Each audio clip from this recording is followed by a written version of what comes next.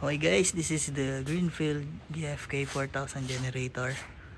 So today's video, tuturuan ko kayo paano maglinis ng air filter.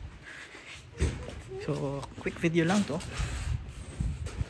So ito, punta kayo dito sa kabila kung saan wala yung starter nya. Ayan. So tanggalin nyo lang yung 4 na screw. So tinanggal ko na to kanina. Ayan. Gusto ng small box. Meron yan pihitan dito. So tanggalin nyo lang to.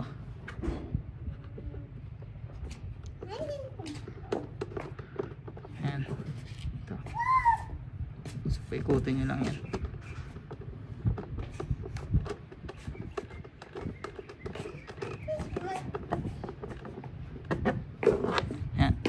So once natanggal na yan, pwede mo na ngayon itong hilahin. So, may lakyan dito ito. Tulak mo lang pataas. So yan na. Once remove, yan yung filter nya. Ito. So tanggalin mo lang yan. Tapos hugasan mo na. Tapos yung balik mo lang.